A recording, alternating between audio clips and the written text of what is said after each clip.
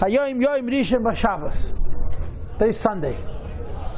And Kedarkenu, as is our custom, we do Parsha. Now I have in my computer a file of earlier Parshas from Parshas Truma. I did the Aron once upon a time, someplace else. If I'm not mistaken, we did the Shulchan last year with the Mizgeres. That means we're holding by the Menorah. And in Chasidus, I found the Menorah by the Tzemach Tzedek. And then, of course, also the Maimir of Ba'alei Chasanedis is connected to the Menorah. But the topic of tonight's class is, what is the meaning of the Menorah? That's the topic. In other words, it's not what is the meaning of this aspect or that aspect or the other aspect, but just very basically, very fundamentally, what is the significance of the Menorah that was prepared and built in the Beis HaMikdash? Okay, let's step back for a moment. Hashem gave us a commandment, make me a sanctuary and I will dwell amongst you. And of course, the truth needs to be said, God does not need a home. We need for God to need a home. Right? Maybe it's fine in the street, you know. If the Malachim set a light, we can sleep in the street. Maybe you can sleep in the street also, don't worry about him. The Eibishter gave us a mitzvah to build him a home, so we should have a special place where we could meet him. We cannot meet Hashem all the time. We're not that tuned in. We're not that sensitized. We're not that conditioned. The only person in history who was always ready to meet God was Moses, Moshe Rabbeinu.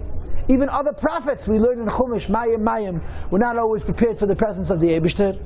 So you have to have a location, a shul. The Eibishter says, you'll go into this sanctuary, you walk into these 4 cubits, and within the parameters of these walls, within the framework of this space, you will be having a special meeting with me. So it's not that the Eibishter needs a home, we need for the Eibishter to need a home, so we should be able to lock in and focus. I've told you this story numerous times. It's one of those stories that I really get a kick out of.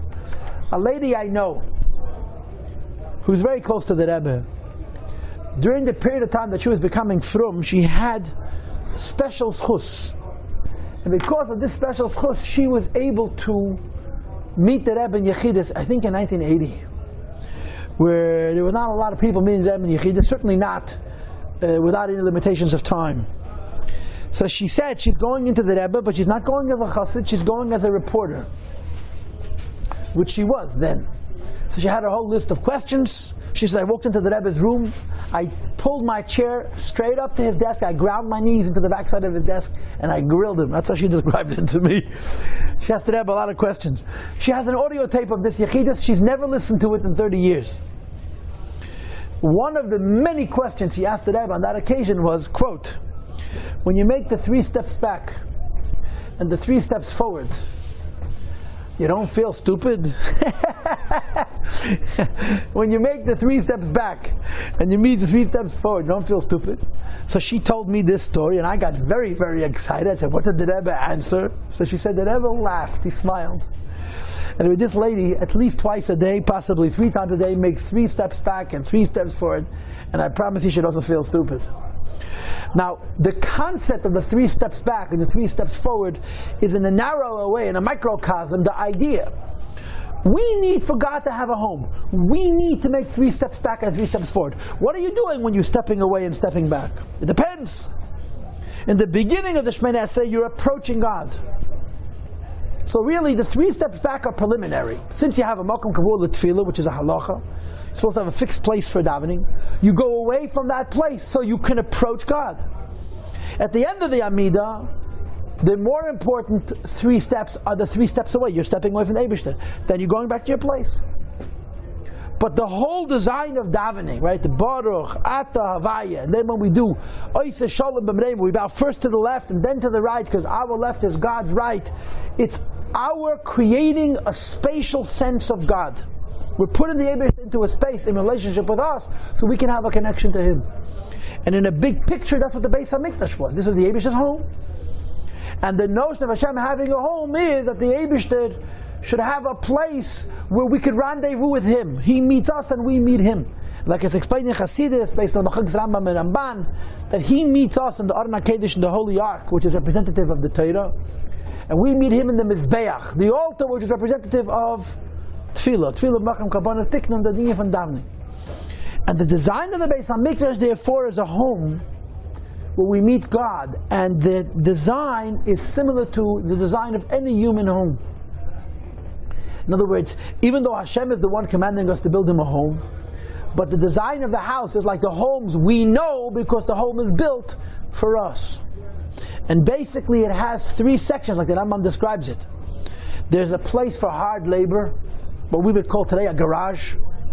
And at the times of the Chazal, it was called a chutzah, a front courtyard that was cordoned off with a brick wall for privacy. People did all kinds of labor, all kinds of hard work. There was a living area, which would be the equivalent of a den, a dining room, a living room. And then, of course, there's a place of intimacy, a bedroom. And the Beis HaMikdash was designed in the Lashon Hazeh with Shleisha Diyudin, 3 chambers, 3 rooms, that correspond to these 3 madreges. The place for the hard work is the Azoras, the courtyard, and the pinnacle of it is the Mizbeach, is the altar. The place for living is what's called the Heichal, the sanctuary, where the Baby Shtek Vayachal rests in a room that has both walls, a ceiling, and doors. And then, of course, the place of the intimacy is the Holy of Holies, the Aron HaKodesh, the Holy Ark, which is like a purya, like a place of intimacy. And that's the design of the Beis HaMikdash. That's the design of the Eibishter's home. It's in our image because it's made for us.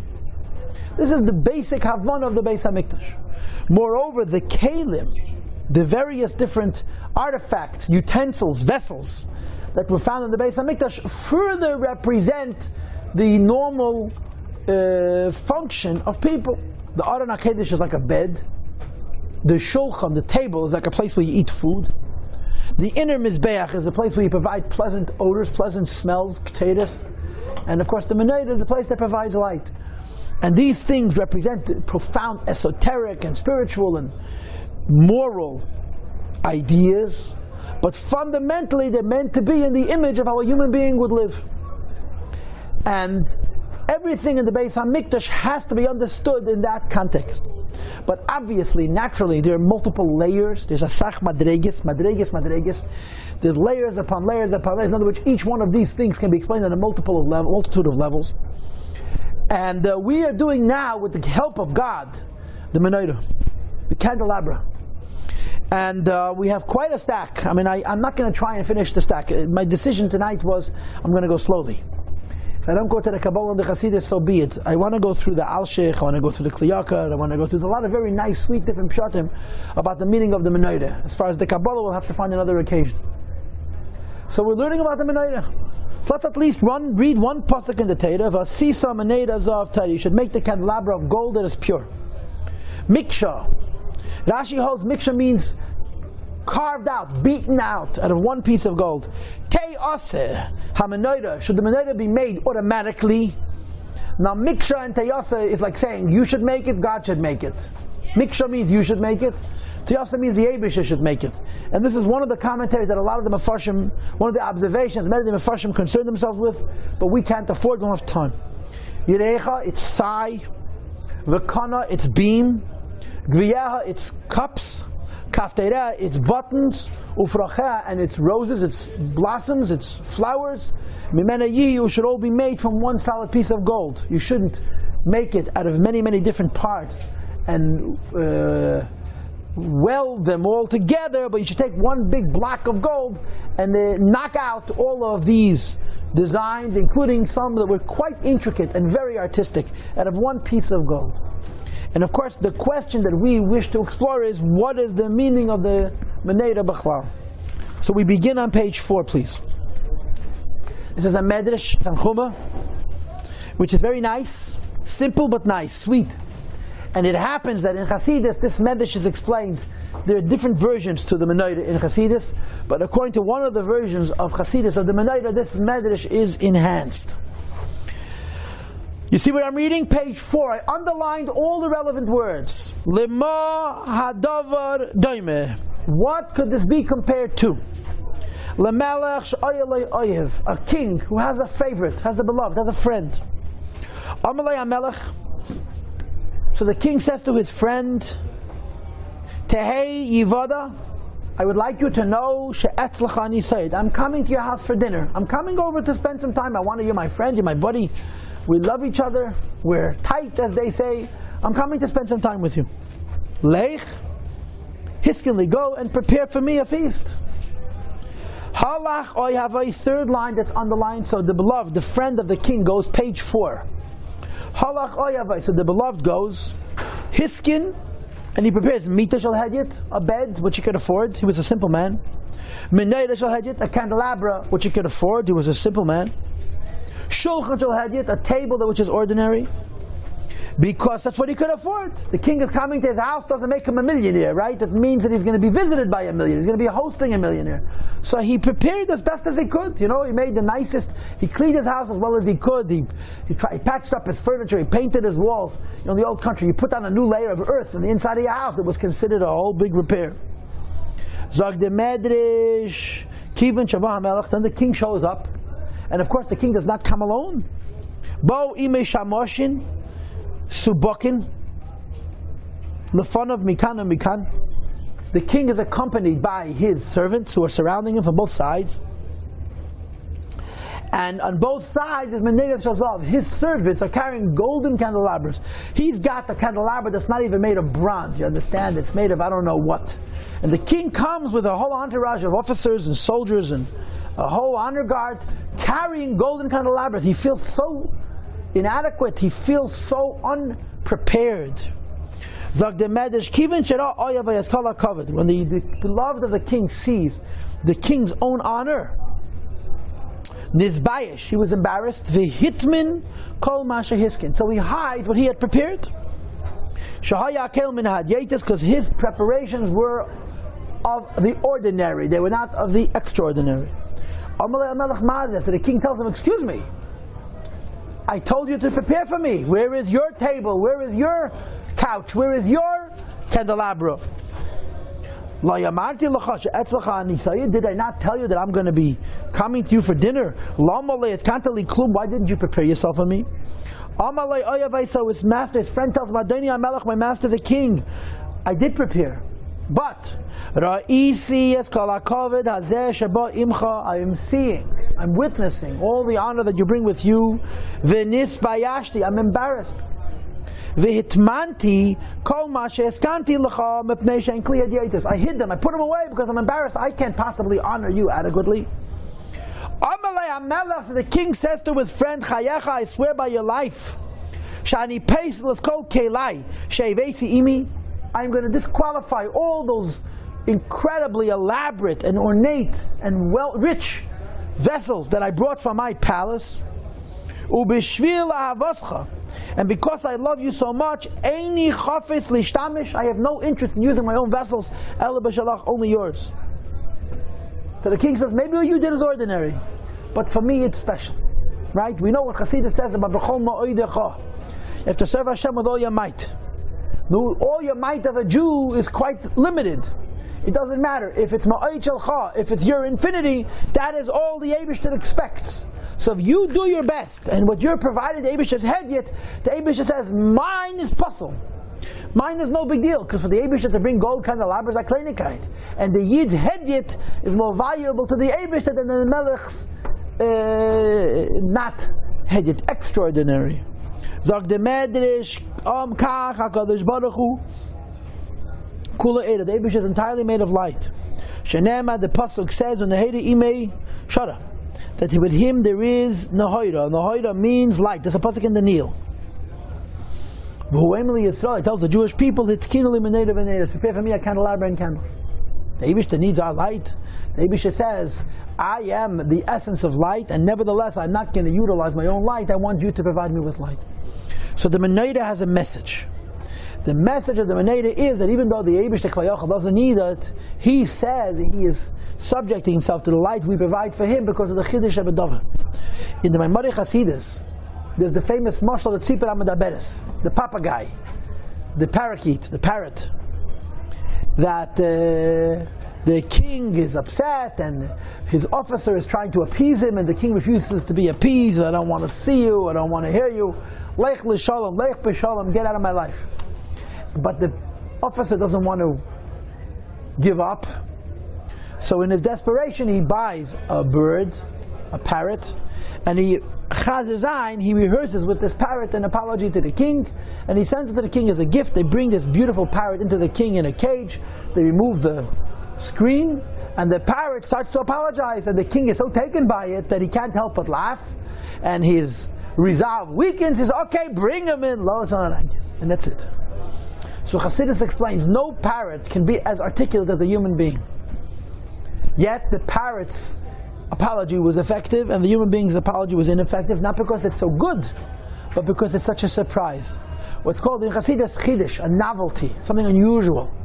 Similarly, the Eibishter says he prefers our Menorah, no matter how inadequate as it may be, because it's a Chiddush. And he said, I'm going to be paisel, I'm going to disqualify my Menorah and I'm going to insist on using yours. This is what the Medrash says. Okay? And with the Eibishter's help, perhaps, later on we'll discover more relevance of this Medrash. The next thing we want to read is on page 1, and this is the Rashbam. This is really what the Rishonim have very little to say, the Pashtonim at least, in explaining what the Menorah is about. This Rashbam is then echoed by Chizkuni and others. The Rashbam says, the Rashbam is on page 1 on the right side in the middle. Vasisa Menorahs v'geimes zog the Rashbam lohoyer ala shulchan, to put light onto the table. Because the Ksiv, as the Pasuk says, ve'es ha-menorah noichach ha-shulchan, that the Menorah, the candelabra, is opposite the table. Now, what difference does it make if a person eats in the dark, if a person eats in the light? Biologically, nothing. Right? What difference does it make if the lights are on, lights off? If you're eating breakfast, yeah? And you're not the kind of person who can put food into his mouth and put it down his shirt. You know, most people, when they aim for the mouth, it gets in, right? Most people, most of the time, right? That's your experience too, yeah? So even if it's dark, when you have a piece of bread and you want it to get into the mouth, it gets where it has to go. So you don't really need light to eat. Correct or incorrect? But everybody understands that eating in the dark and eating in the light is not the same experience at all. And of course it can be explained on multiple levels, on more mystical levels, and a very practical level. Part of the pleasure of food is the smell, just like part of the pleasure of food is the taste, and part of the pleasure of food is the appearance, looking at it. So the Eibishter tells us to make a Menorah. The Menorah is a place of bread, and it's representative of our parnasa, our livelihood. And the Eibishter says take a Menorah. And the Menorah represents, it's not only that the Eibishter provides us with parnasa bepashtas, and parnasa represented by the bread, but he illuminates our parnasa, that the parnasa shouldn't just be, if you will, mere survival, but it should be meaningful, it should be enlightened, it should be a much more positive experience, as would be the spiritual equivalent of eating food by an illuminated table. By a table, I know that in the fancy schmancy places where all the sophisticated people sit, they love to sit in the dark. That doesn't work for me. I'm working very hard in becoming sophisticated, but the idea of walking into a room which you could barely see and is somehow supposed to be a more significant event just somehow beats me. I'm just plain simple stupid, so I don't understand these very beautiful and meaningful things. But Torah says when you eat in the light, it's a different kind of an experience. Alachas kamavakam, when you explain it at an even a deeper level, where it's not simply that the light changes the food, but the light represents a holiness. You eat food, yeah. Food has many connotations, and the light has a higher connotation, a connotation of richness, a connotation of seeing as opposed to hearing, and so forth. So the Rashbam's vart is the Menorah has to do with light, but it's not simple light in a microcosm, or I'm sorry, in a bubble. It is light vis-a-vis parnasa. Parnasa is much more basic, it's much more elemental, as you see later in the Kli Yakar. And the light, the food we have, the parnasa, the Eibishter gives us, has the advantage of lo'oida, has a lichtigkeit as well. The next thing is the sipurnu. The sipurnu is on the very bottom of the page, of page 1 on the left. Vasisa Menorah Zov Tari should make a candelabra of gold. So the Sipurnu explains. Achar Sidur Shnei Aksarim. First they were told how to make the ark and the table, which were a place of 2 crowns. The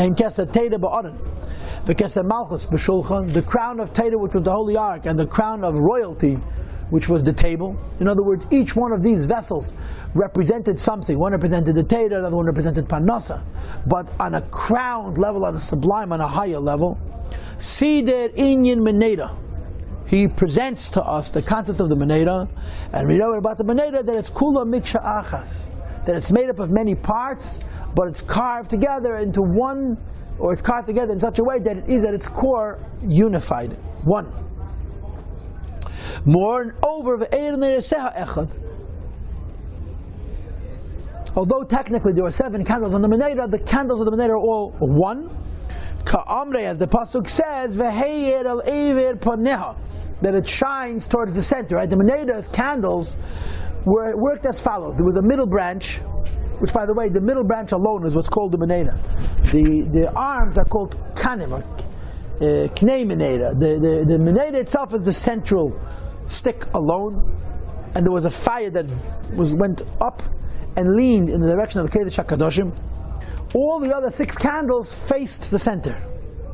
One of the ways of demonstrating that the light was not meant for the world was that instead of it shining outward, it was shining inwards. So all the candles faced the center of the candle, central candle, and the Siparnu says this connotes Achtos. Turn to page 2, please. The Siparnu was on the right, second from the bottom. And this is represented, this idea that even though there are multiple candles, they're all unified, are represented by the fact that the candles all face the center. So the Menorah represents the concept of unity. Right? The Aron represents Torah. The Shulchan represents Gashmias. And it represents string it all together, make it all one. And I suppose make it all one means bring together the Ruchnias of the Aron and the Gashmias of the Shulchan. The Menorah brings together with its 7 candles. And now the Sipornu continues. V'chein ra'i, it's also appropriate she'inyin inyin ha'ed ha'sichli b'chelik ha'yuni. Okay? V'gam kein eirei b'chelik ha'vaisi. That means to say people engage in various different things. In all kinds of different things. What is the loftiest thing in which a person engages in? The pursuit of ideas. What is the most mundane, the most basic thing which people engage in? Physical actions, physical creations, physical creativity. So the message of the Menorah is you have 7 branches and it's one Menorah. 7 candles and they're all shining towards the center, that you have to bring the light of unity into the most sublime of your activities and the light of unity into the most ordinary of your activities. And again, in context, we will say that the Aron represents the more spiritual aspect, the Shulchan represents the more material aspect, and the Menorah represents their unity. This all face the central light, the higher light, to serve him as one, then they can all shine, from the highest to the lowest. And he brings that ayah from a pasuk. Okay? And near the end of the paragraph it says, the Menorah was carved out of one piece of gold. Since all of the different fires were shining in one direction towards the Eibishter.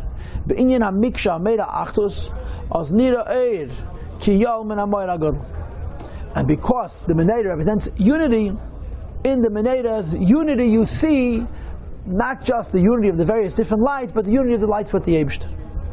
So the Sipornu's point in short is that the Menorah represents the concept of light. But not stam the concept of light, the concept of illuminating.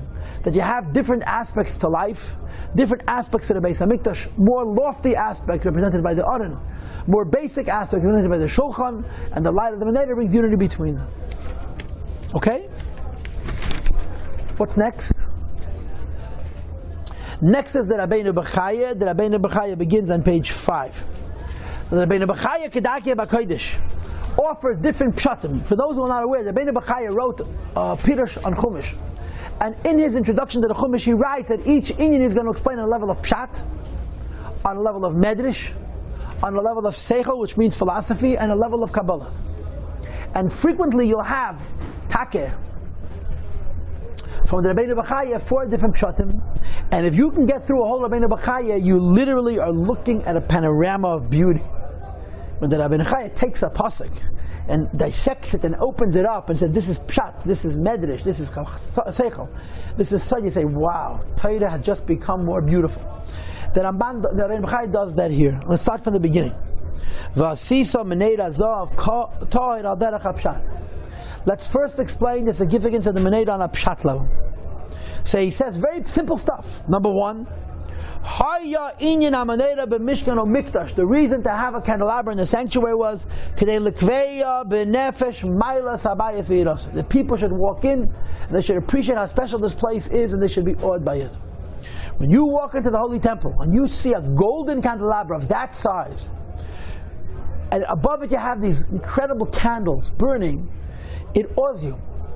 It makes you say, this has got to be a special place. If people invested so much, put in so much time, so much money, so much effort to produce this candle and to produce this light, this is an awesome place. So the simplest pshat is that you need a Menorah in the Beis HaMikdash. The Menorah changes nothing. The Shulchan provides food. The Mizbeach provides a good odor. The Aron Mizbeach provides also food. The Menorah provides awe. We should look at the Beis HaMikdash and say, wow, what an incredible place. Go ahead. It's a long story, but okay. That's a detailed question. So this is the first insight that Rabbeinu Bechaya says, why did you have to have a Menorah? Because the Menorah was awe-inspiring. And I think that's not so hard to appreciate. If we just look at the Menorah of 770, the Menorah, when you see it for the first time, you stop and you say, wow, it is awe-inspiring. You know, multiply that times the fact that it was made of pure gold and it was the craft. The handiwork was incredibly precise, and it was made out of one piece. It's very awesome. And the candles, the fire that burnt, the wicks were substantial. The lights were large. It moves you, and that was the design, to move you. Last words on the page, please. Where I made the second Roman numeral. Ve'ed kedei lahedus. There's another reason they had to have Menorah in the Beis HaMikdash to indicate. Turn the page. She'einei tzorech la'oreh shalanu. That the Beis HaMikdash does not need our own light. Which is why they made the candelabra of gold, which is the most superior of all metals. Listen, everybody knows what we do with things that we use all the time. What's an example of a modern accessory or a modern thing that we use all the time? A washing machine, a refrigerator. We don't exactly treat it with kid gloves. You know, you have a car. You have a family car, then you have the Rolls Royce, the car that you have, the show-off car. But the car that you use all the time is modest. Why? Because you need it for practical purposes. That's all. So, if you're going to make a light fixture, okay, you're going to make it nice. You want it to work. But if it's part of the regular activities of the home, you're not going to make it extraordinary, because it's not meant to be extraordinary. It's meant to be most ordinary. It's necessary for the upkeep of the home on the most basic and the most rudimentary and the most basic levels. When you make yourself a light bulb out of gold, everyone says, excuse me, well, you don't do it with your money? I'll take some of it. And of course the answer is no, my money is very precious and I don't waste money. And at the same time we say that there's no waste. Why did I make it so expensive? Because I want you to know that this light is not here for its practical purposes. This light is here only for its symbolic purposes. This light is not here so that there should be light in the room. This light is here to make a statement of the glory of God. And dafke, by making the Menorah from gold, which is very impractical, you underscore, you emphasize, you maintain that sense of awe that the Menorah was meant to elicit. And this becomes the second explanation, al derech hapshat. Okay, the first explanation of derech hapshat is that it inspires awe. And the second explanation of derech hapshat is that it was designed in such a way that everybody knew that it wasn't simply for light, it was there for something more meaningful. Because had it been there for light, it would have been done on a much more basic level. And then comes the third point. And the third point is the idea that Neir Havaya Nishmas Adam. It is a connection between fire, between light, between candles and the neshamas of people. Which is of course a classic concept in Yiddishkeit. Someone dies, you light candles. Our custom is you light 5 candles for the duration of the year, and so forth and so on. Rabbeinu Bechaya says, souls love light. Neshamas love light, love fire. They're drawn to it. So if you look inside, Second line from the top of page 6. V'yadua, it is well known, Kaneshama nenis badlokas aner. The soul benefits from lighting candles. V'misalachas be'idunei hahed v'asimcha. It wanders in the pleasures of the rays and the joy that lights elicit. Umispashetes umisracheves, and it expands, it occupies space. B'techanoas ha'era, because of the great pleasure of the light. Mipnei, on what basis? What is the reason? Because she chatichas ein chatzuv be'er seichel. Every neshama is a part of the Eibush, chelik lekam yimal, and therefore, when you give a neshama access to godly light, it is moved. Okay. And b'chlal candles. The mashma says any kind of candle. Yeah, that's the implication.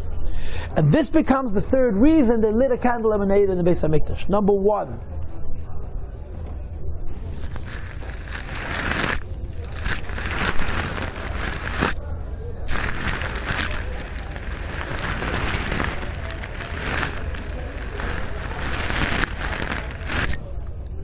They lit a candle in Beis Hamikdash to inspire awe.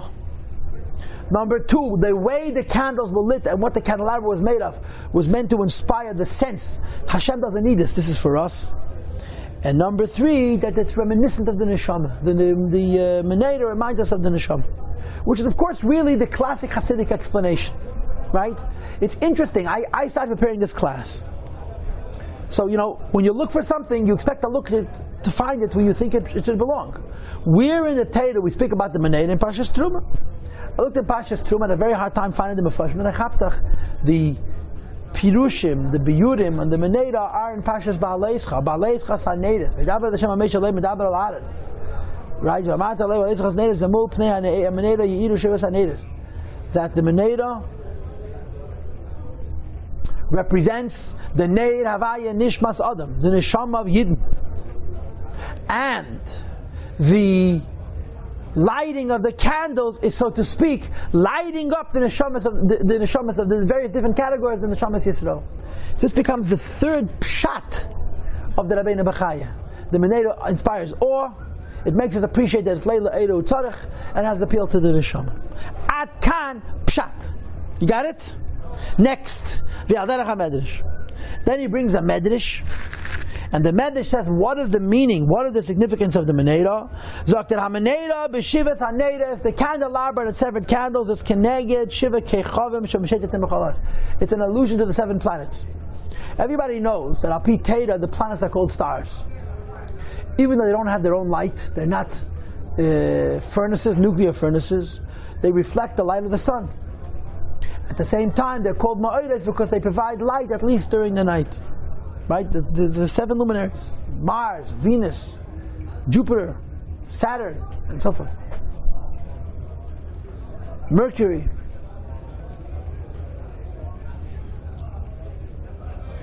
And they're called kechvei leches, stars that are in motion, as opposed to the actual stars that are called kvuim, that are standing still.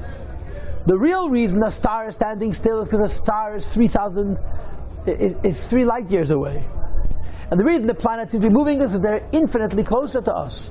Nevertheless, from our perception, these stars are in motion and these stars are still.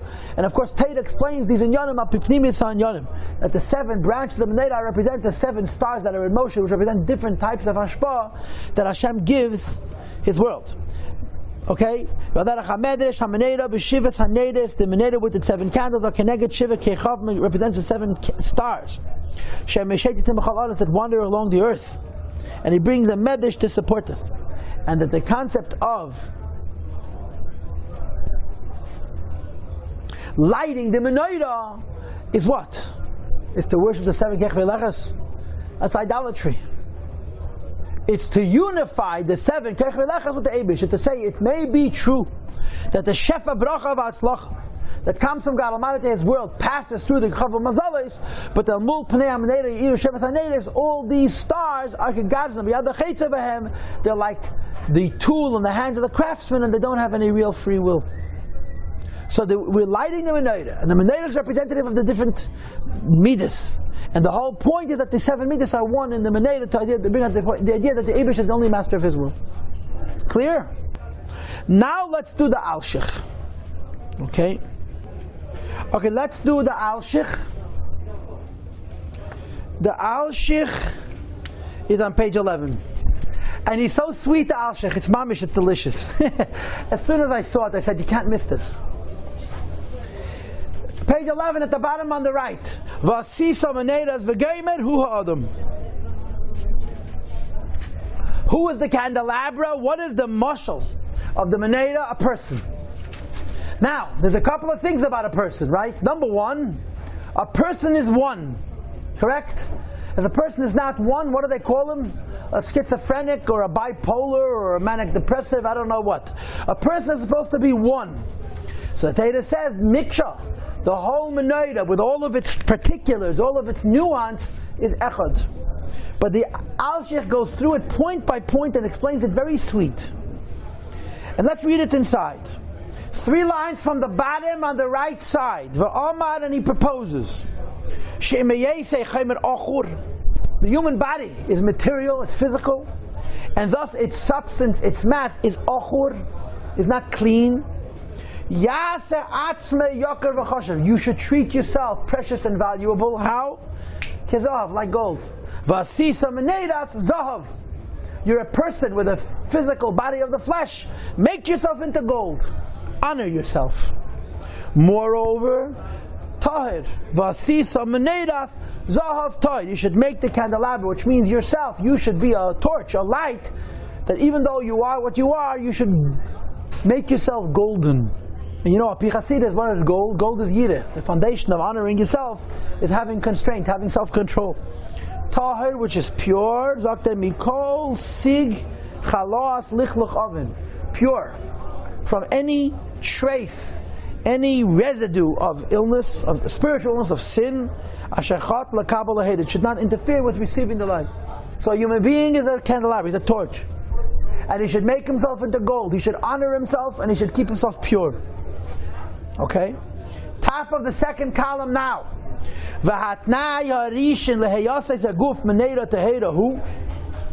What is the first requisite, the first condition that will allow a person to be golden and pure? To accept challenge, to melt away and to wash away all deficiencies. Miksha means to beat it. For the positive of Sisa Menorahs, you should make yourself into Zov, gold, Tar, which is pure. Miksha means you have to allow yourself to have gvuras in your life as a way of preserving the purity and the fineness of yourself. Tayasa Menorah, the Menorah should be made. The challenge is that we do nothing in this world makes us a better person than our difficulties. Nobody likes difficulties, and when you're going through a hardship, your imaginings, your mind and your heart and your soul and your conscience tells you this is terrible. But the fact of the matter is, if it has not destroyed you, it's made you a better person.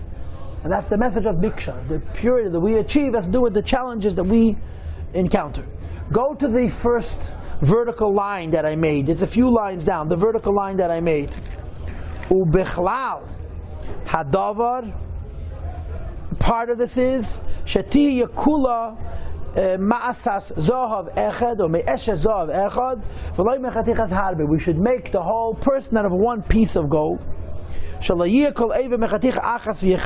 make it out of various different parts. Like from the outside it should be one. Our limbs should be unified. In other words, we shouldn't contaminate one of them. Which is a very powerful and meaningful message.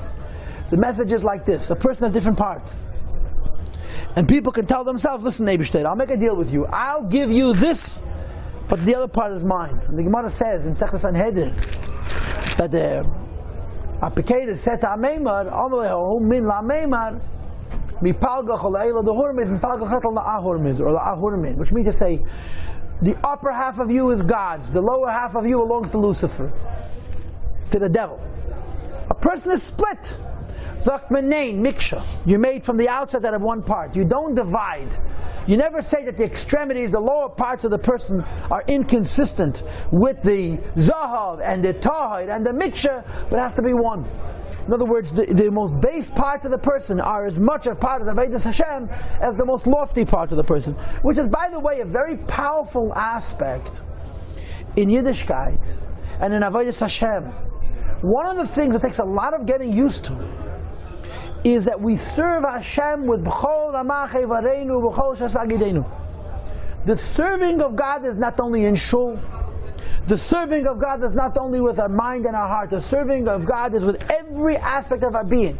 When you look in Shulchan Aruch, they teach you how to behave, even when you're doing inyanim that are not at all davening and learning and doing mitzvahs. And when a yid engages in those activities according to the way it says in Shulchan Aruch, that too is serving the Eibusha. And that's the Pshat Miksha. There's not parts of ourselves that are outside of Avodas Hashem. Avodas Hashem extends to the bottom of our toes.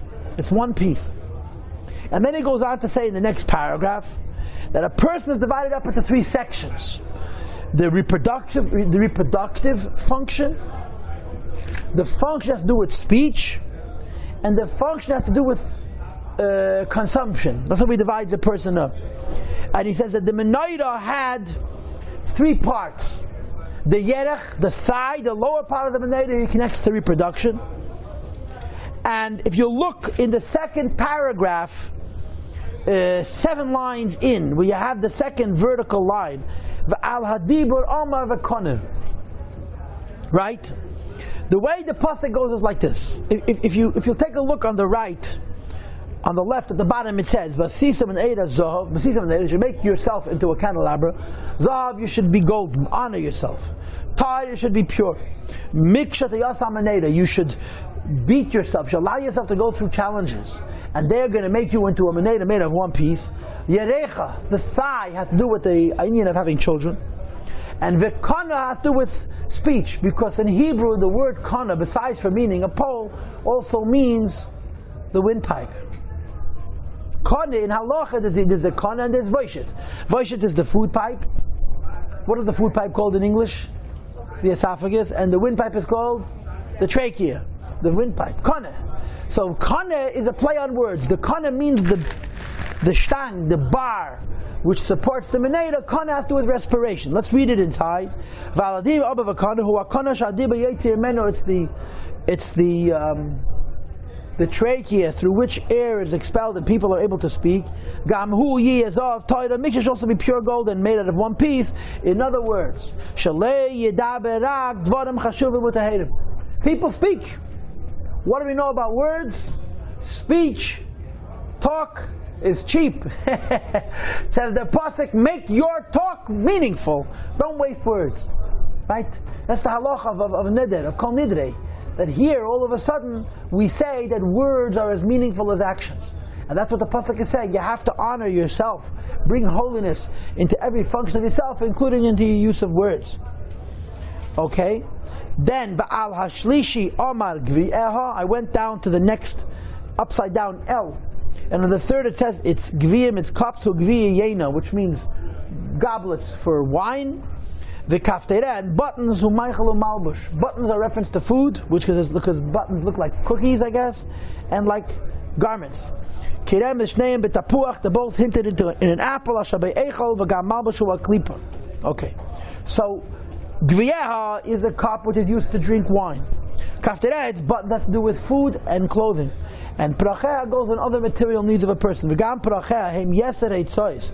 The remaining material consumptions of a person, which are represented by perach. Perach means a flower, right? But perach also means what flies. He says, "She'afriach v'yispashet bam," where the person expands, flies into other things as well. Mimena yiyu, they should all be from it. Translates to al shich shal yenem yazulas. A person should not take from others like yistapik b'shalei. You should be satisfied with what you have. So he reads this pasuk and explains it al derech ha'avoda. Go back to the pasuk on the right side. Let's read the bold. Vasisa b'neiras. Make yourself into a mensch. Zohav. Be golden. Honor yourself. Tahir. And be pure. Miksha. Appreciate the upside, the benefit of the Yisurim. Yisurim and Mark, and they refine us. Teyasa ha'maneda, we should be made into one. One means we shouldn't leave any aspect of ourselves outside of this golden purity. Yerecha, which means the thigh, which has to do with the end of having children. V'kana, which means literally the pipe, but it means the trachea, which has to do with speech. And gviyah has to do with what we drink. Kafteira has to do with what we eat and how we dress. And paracha has to do with all of our other material needs. All of us should be zav ta'ir miksha. And mimena yihiyu, we should take it from ourselves, which means to say, we should live within our means. This is a very powerful lesson in Torah. Chazal say, Asay Shabbat chachel v'al titztarech lebriis. It's preferred to have an ordinary Shabbos. Make Shabbos like a weekday. Don't take a handout unless you absolutely must. And that's what the pasuk is saying. Mimena yihiyu, we should make ourselves golden using the resources that the Eibush has already given us. You have to admit, I could not pass up that alshich. It's just so sweet. And the next is the Kli Yakar, which is on page 12. Now the Kli Yakar is very long. But the Kli Yakar we're not going to read word by word, we're just going to read the basic point. The Kli Yakar says, and I'm paraphrasing, that you must understand the sequence of the Kelim. If you look at the bottom of page 12, these three sections, Arin, Shulchan, Menorah, which are written in sequence, one after the next, Koilim are an allusion to Kol HaAtzlachos HaAdam Be'elam Hazeh Be'elam Haba. All of the successes of a person in this world and the next world. Ki Ha'arin is Chatchil. The first thing that's mentioned is the Holy Ark. Why? What's the Holy Ark? Torah. What's Torah? Lefi shehu madrechas ha'adam lo v'lidei shleimus. It teaches us how to become perfect. Then comes the Shulchan, which goes on Gashmias, and the Menorah, which goes on Elam Haba. Look at the next page. Turn to page 13. This is a gewaltige emes. I don't know why I got so excited by this, but it's like, we know very little Torah. This is a very interesting insight. V'hinei b'Parshas Ha'aron, in the description of making the Holy Ark, there is no mention ki'im etzem ha'maisa asher asa ha'adam. There's no reference as to what its function is. It simply says you should make it. There's no mention of a reward. If you're going to make the Holy Ark, you get this reward. Why not? Because the Aron is not about reward. The Aron is about teaching. Umitam zeh, for this very reason, Timsa beParshas Ha'aron. If you analyze the Parsha of the Aron, listen to this, you'll find Kol Oisius min Alpha Beisa Chutz min Gimel. Every Hebrew letter is found in the Parshas Ha'aron except for the Gimel. Why? What does Gimel mean? Gemoil, a gift. Because the Aron is not about schar. You hear? The Torah is not for reward. You don't learn Torah to be rewarded. The reward for learning Torah is the Torah itself and the lessons that it teaches. So the Aron doesn't have a gimel because there's no schar for limud Torah. The only reward for limud Torah is limud Torah itself, and therefore there's no gimel. Next paragraph, Hagmul Arishan, the first place you find in the Mishkan a concept of reward. Is hinted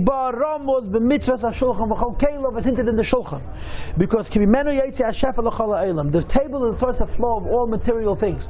It says in Sfarim that in the Beis HaMikdash they had 12 loaves. We talked about this, I think, last year, and half of them went to the Kohen Gadol, half of them went to the Mishmares, Chatzil Mishmares HaYetze, and Chatzil Mishmares HaNichnasim, and so forth and so on. Most Kohanim got a morsel, got a crumb. And it sated them, it satisfied them, they didn't have to eat at all. And it says in Chazal that this bread on the table was the basis for the Shefa, Bracha, Vatzlocha, and Parnasa for the whole world. Because Yidden put bread on the table, 12 loaves of matzah, that's all it was, 12 breads. They were not even leavened, they didn't taste very good, yes? Those 12 breads provided was the source of the Bracha, Gashmias, for the whole world. So the Aron's message is to teach you how to serve the Eibishter. The Shulchan's message is when you serve the Eibush, you'll have Parnasa Gashmias. The Menorah was a service we did to the Eibishter so that we should get a spiritual compensation. And he says an interessante diuk, the Kli Yakar. He brings a famous Ramban.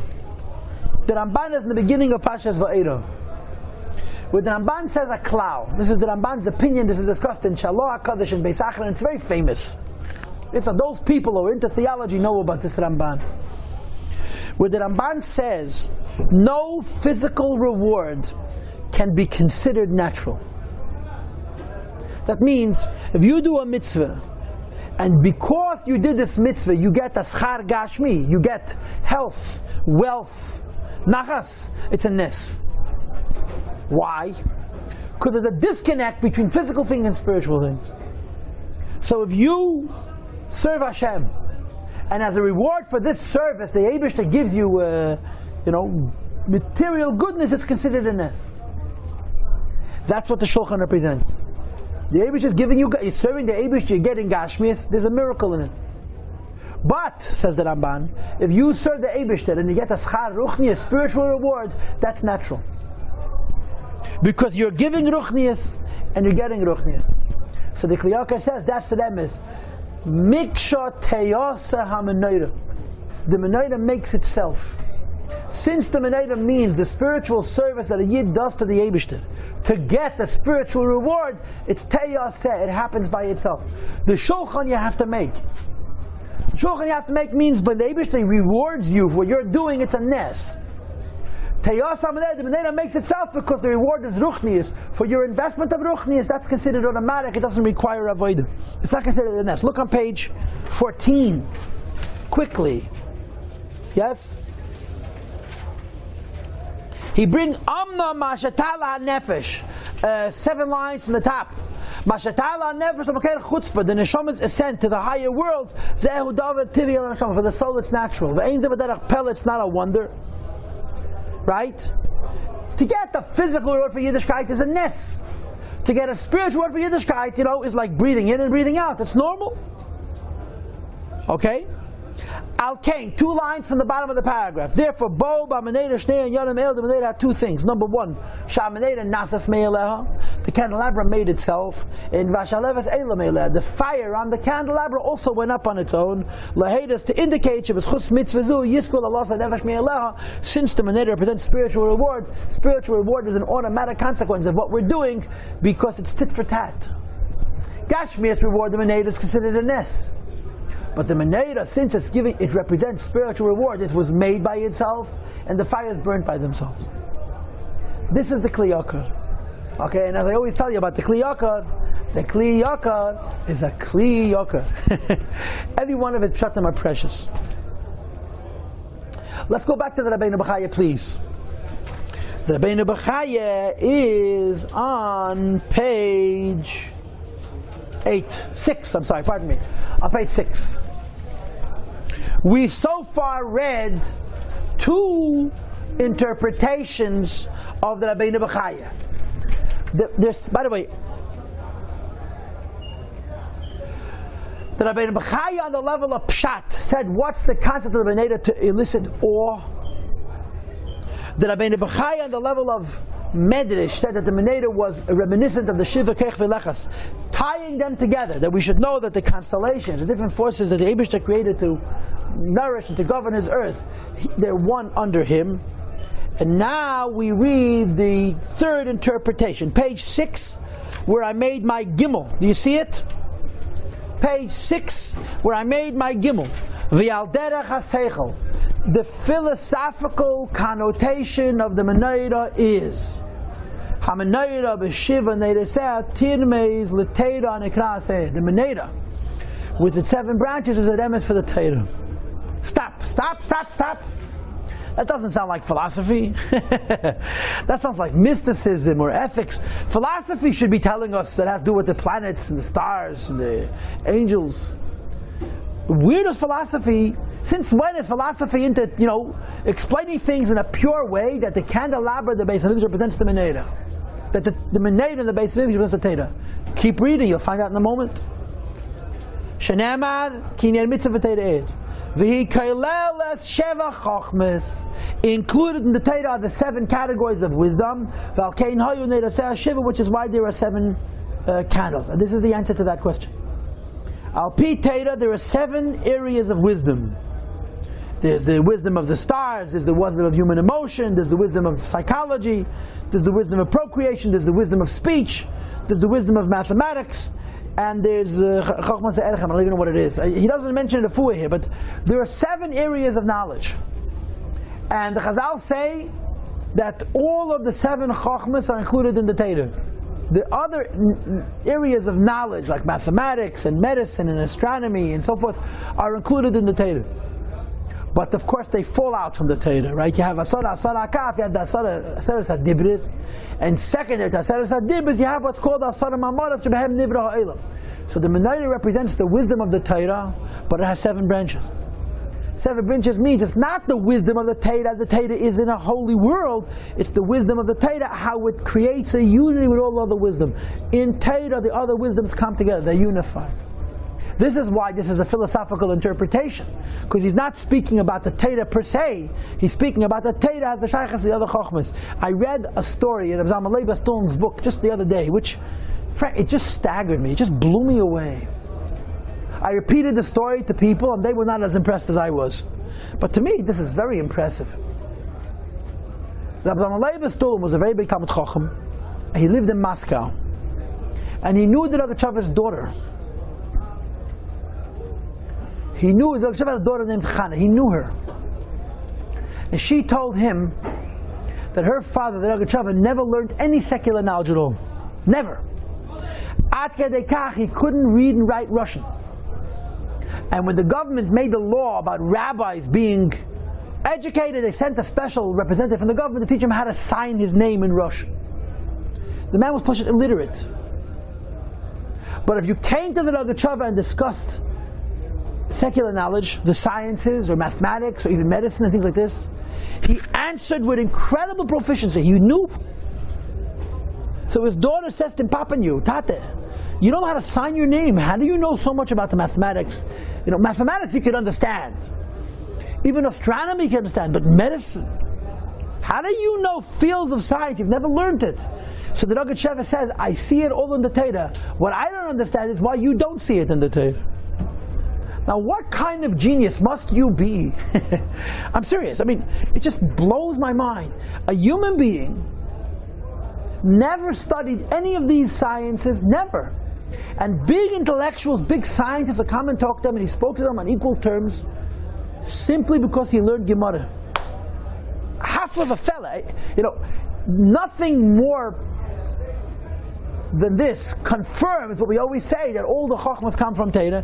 You got to be a Rogatchover. Rogatchover was an incredible genius, absolutely infinite mind, and in Torah he found other Chochmas. The Menorah represents how all the other Chochmas exist in the Torah, and there's 2 things about it. Number 1, there's 7 branches, and number 2, they're one.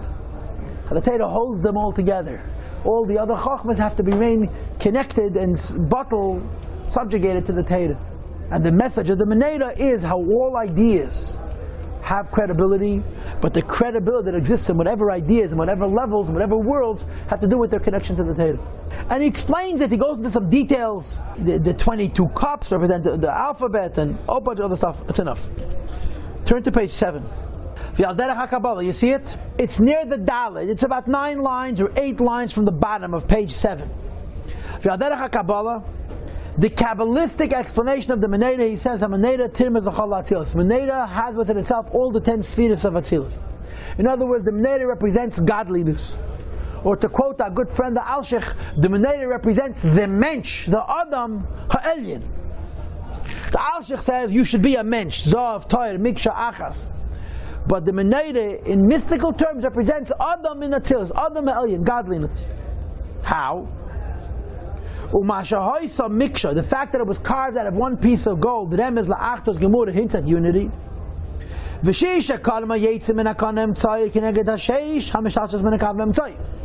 6 branches represent, of course, the 6 midas.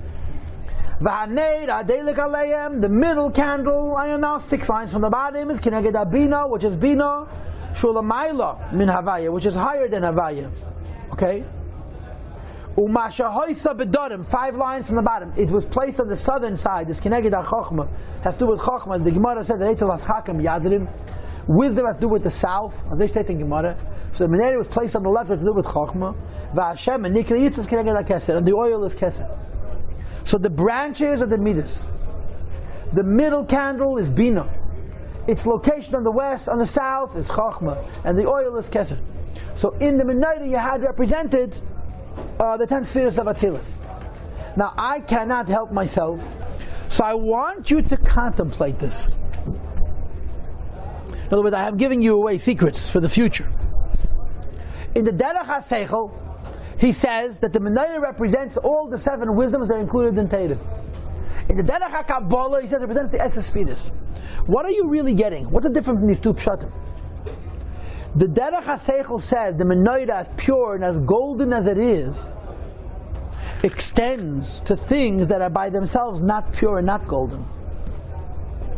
The Derech HaKabbalah says everything about the Menorah is golden and pure.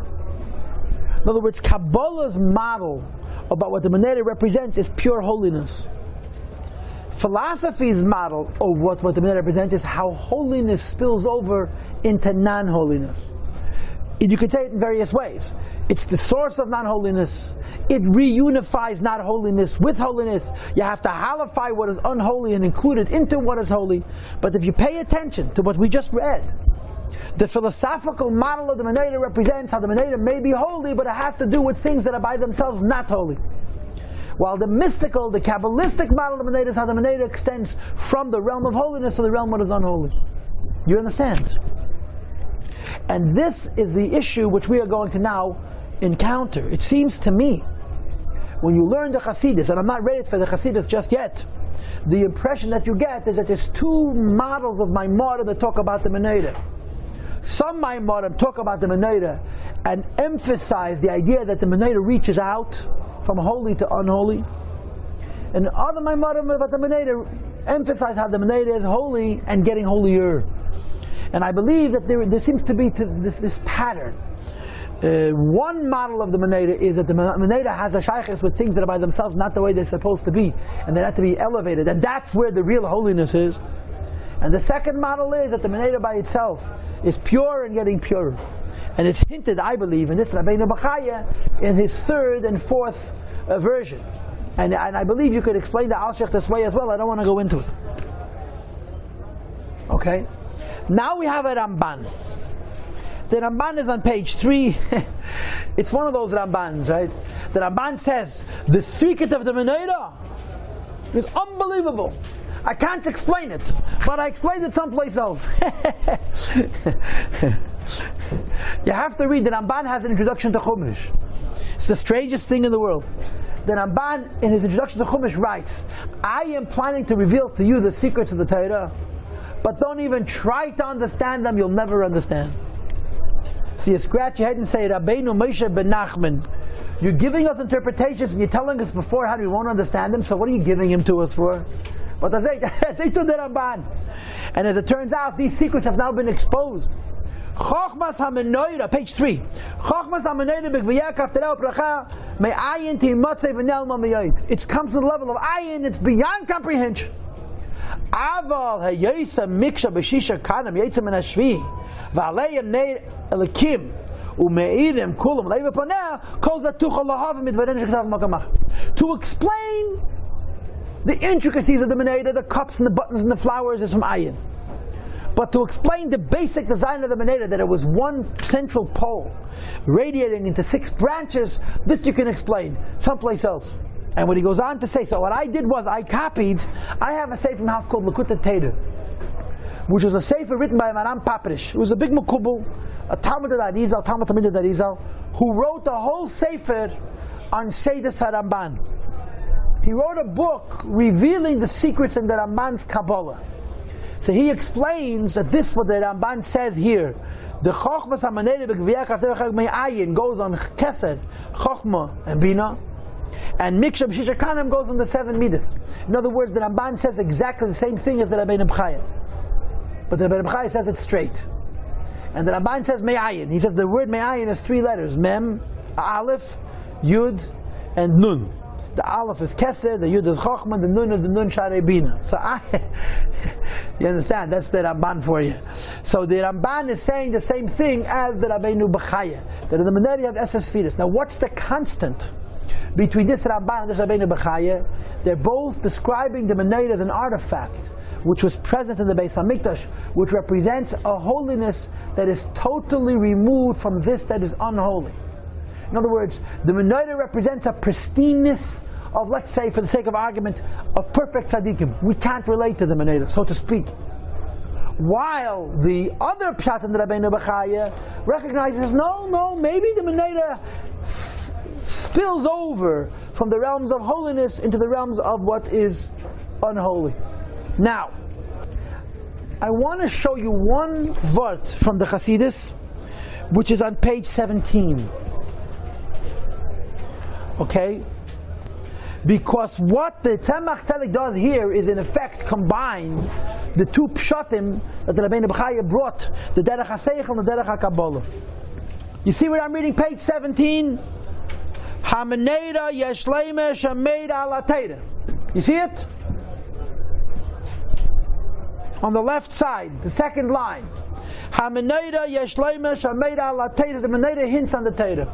And it gives us a Gvaldik Eremes. Listen to this. How many numbers were there in the Menorah? There were 7, 11, 9, 18, and 22. There were 7 branches. The first pasuk of Bereshis has 7 words. There was 11 buttons. The first pasuk of Shmos has 11 words. There were 9 flowers. The first pasuk of Vayikra has 9 words. There were 18 cups. 18 hand breaths. The first pasuk of Bamidbar has 18 words. There were 22 cups. The first pasuk of Devarim has 22 words. This blew my mind. And the source of it is an Akedah, who was a Cheker. It's just like, wow. It makes you nervous. In other words, the Menorah represents the Teira. Each aspect of the Menorah represents one of the 5 Sfarim. Now go ahead and do it. The 7 branches is Bereshis, right? According to the Ramban and the Rabbeinu Bechai, that's the lowest part of the Menorah, which makes sense. Bereshis is the lowest Chumash, has to do with creation, right? And the rest we'll have to do for homework.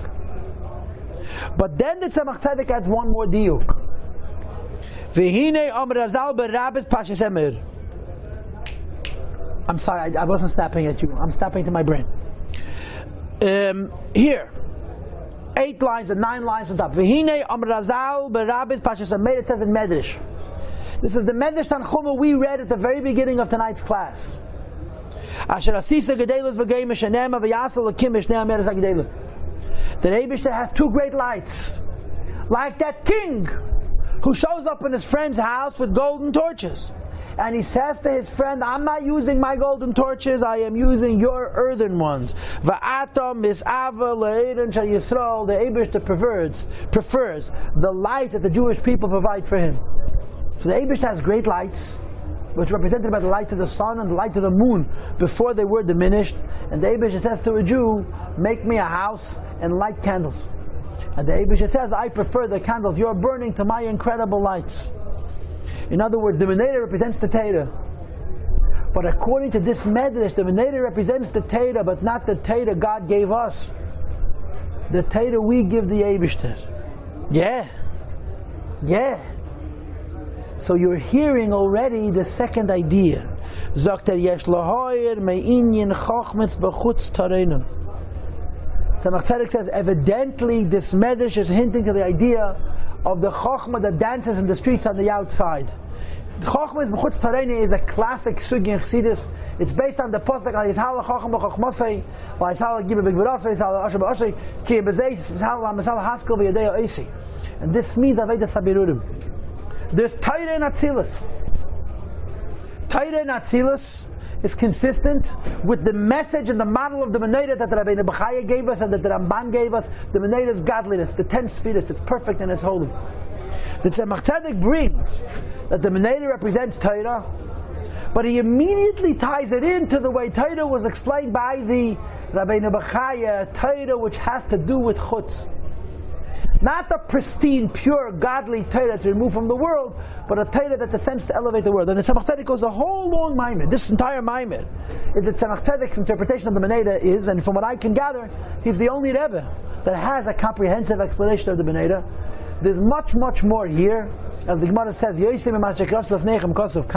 all welcome to go home and read more. Let me just say that the last 3 pages of your stack are the Rebbe's maimed from 1988 to Tafshin Memches. In that maimed he brings Ba'aleis Chasaneris, the idea of Aaron lighting the Menorah, and in that version The Menorah is godly and getting more godly.